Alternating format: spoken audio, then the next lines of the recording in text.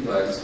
Now, what's happening here is we built a very simple toy system that tries to interpret a lot of the player's intent. We're trying to build basically something that's like Maya for 10-year-olds. Roughly that amount of power, but yet far less kind of controls. And that involves the program kind of understanding a lot more about 3D objects.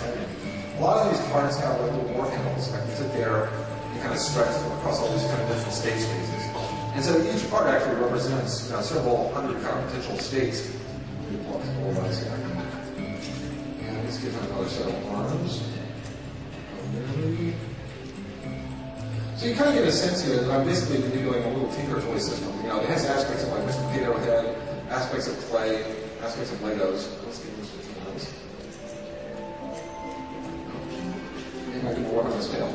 So basically, here in about a couple minutes, I've created this 3D mesh. And the next step is to go to the painting. So when I get to this, the program analyzes the topology of my picture. It looks at like where the spine is, where the legs, all the parts. And it knows, so basically I can retexture the feature with one click. It's actually running procedures on this feature, and it understands where to put the shadows and stuff. This is normally something you can take a texture artist several days to do. Then we've kind of reduced to a few hundred milliseconds. And so within about 3 minutes, I've created something that is roughly kind of the quality that a Pixar artist used to spend several weeks creating. And now I can bring this thing to life. The computer has no idea how it can be built, but it has to analyze it. Now, before we can animate it, the computer will analyze things like where the legs are, the hands, and all that. And every picture that you make in this thing will move very uniquely. And so here I can see how it move around, see how it might dance. And those are the pictures that kind of move in seconds.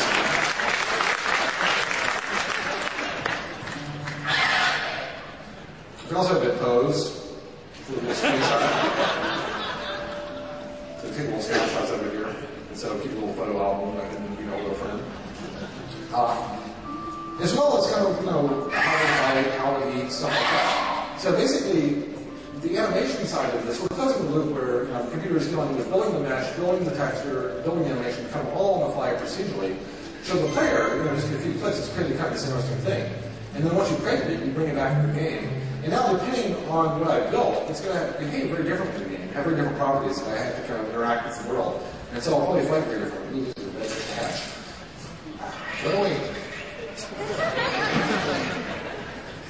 So this is the baby version of what I've just done. We actually run kind of a neo-natal algorithm on it, so it has very big eyes and hands when it goes up here.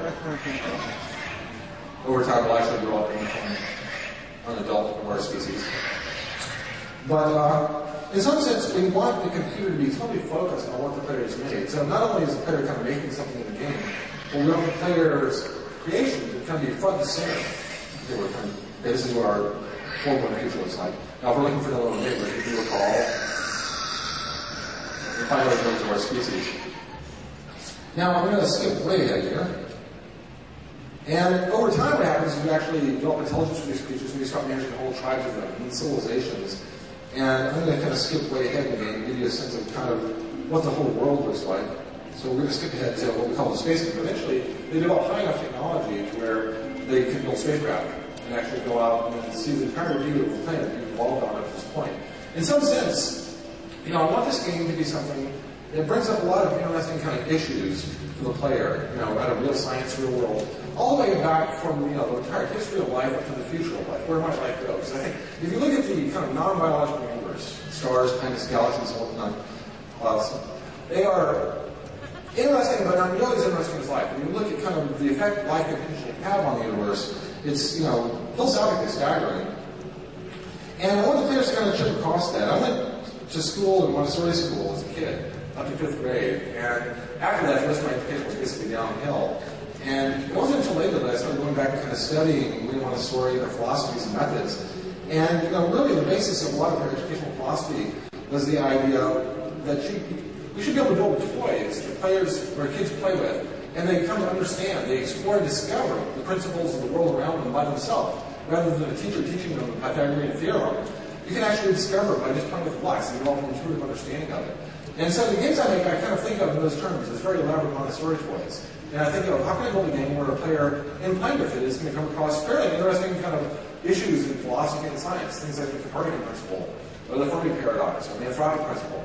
And that's kind of what this really is best understood as, as a philosophy tool that you play with it. you kind of walk away, you're thinking about the meaning of life, the future course that life might take, or how we even got here. But back to the game here. So we're kind of much later in the game here. This is the entire planet we've been playing on up to this point. This is our home planet.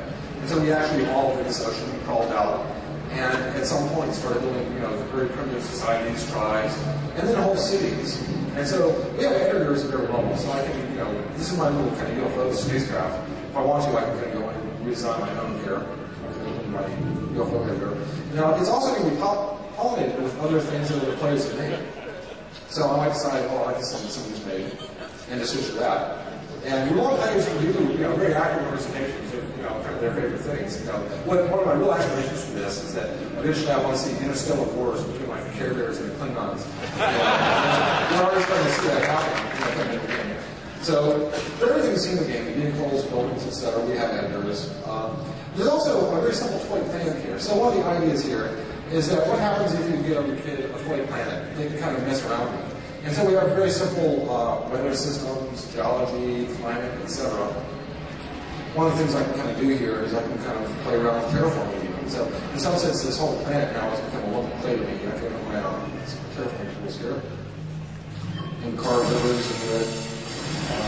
Basically, it's open color what I want. So entire planets, become editable objects at this point in time.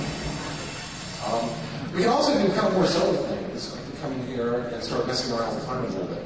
I can use the cloud ray, and this is actually going to start increasing the greenhouse gases in the atmosphere. And so we can kind of basically do the sequel to Inconvenient Truth here really rapidly. I do this little reading here. This will actually show me. This is also a very simple food web that simulates the whole planet. So I'm kind of screwing up the planet right now. You can see the ocean is rising. This is very, very fast forward. Cities being destroyed, etc.